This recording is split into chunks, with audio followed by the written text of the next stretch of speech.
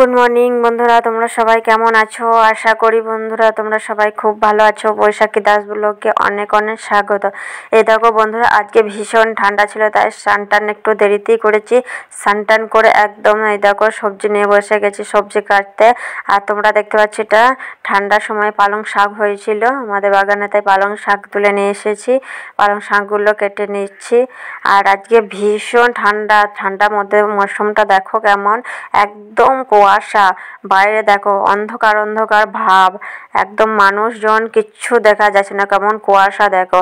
আর আজকে একদম এক ফোঁটা রোদ হয় না। এখন বাজছে 12টা বেজে গেছে, তাও দেখো রোদ নাই। আর মৌসুমটা ভীষণ একদম কুয়াশা, যেমন ধোঁয়া ধোঁয়া হয়।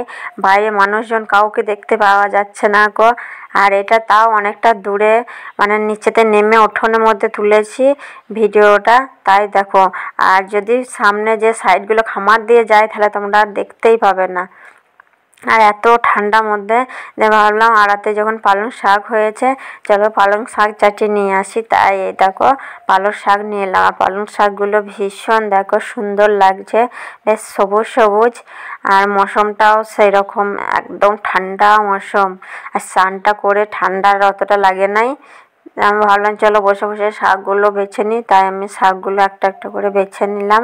আর শাক বাছার মধ্যে শাকে ঘাস নাই, আমাদের বাগানের মধ্যে ছিল। আর এই দেখো মূলোও হয়েছিল, বেগুনও হয়েছে, তাই ভাবলাম শাকে একটু মূলো আর বেগুন দিই, তাই তুলে নিয়ে এলাম। আর এই দেখো শাকগুলো বেছে নিচ্ছে। বন্ধুরা ভিডিওটা দেখতে থাকো, কেউ স্কিপ করো না। আশা করি তোমাদেরও খুব ভালো লাগবে। আর বন্ধুরা ভালো লাগলে লাইক শেয়ার সাবস্ক্রাইব করে দিও। আজ খুব ঠান্ডা পড়ে গেছে, তাই স্নান করে আমি সোয়েটার পরলাম। একদম কাঁপুনি ঠান্ডা হঠাৎ চলে এসেছে আজকে, ঠান্ডা কুয়াশা। আর হালকা হালকা নিম্নচাপের মতন বৃষ্টি হচ্ছে আমাদের এইদিকে বন্ধুরা, তাই আমি সোয়েটারটা পরে আছি। চলো সবজি কেটে নিই এবার। বেগুনটা কেটে নিই। বেগুনটা তো মনে হচ্ছে ভালো মাখবো, দেখে মনে হচ্ছে গায়ে দেখো কালা কালা কিন্তু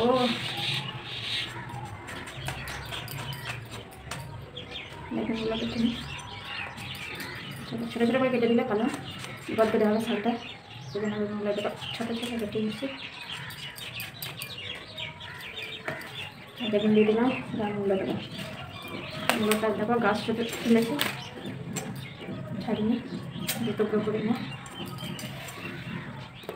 কাঁটাটা একদম ভান্নাম করছে। বেগুনটা পোকা লাগা ভালো করে একটা কাঁচা লেগে মূল্য খোসাগুলো যদি না ছড়ায় না, মূল্যটা ঘরে এমনিতেই কাঁচা খোলা হয়ে যায়। ভুঁইগুলো বাতানো হয়েছিল, দেখো মূল্যগুলো ছোটো ছোটো করে সাথে সঙ্গে কেটে দিয়ে দিয়েছি। কেটে নেব,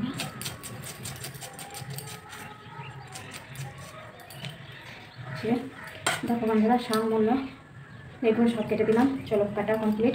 বন্ধুরা ভিডিওটা আজকে আবার দেখা হচ্ছে তোমাদের সাথে নেক্সট ভিডিও। টাটা বাই, সবাই ভালো থাকবে।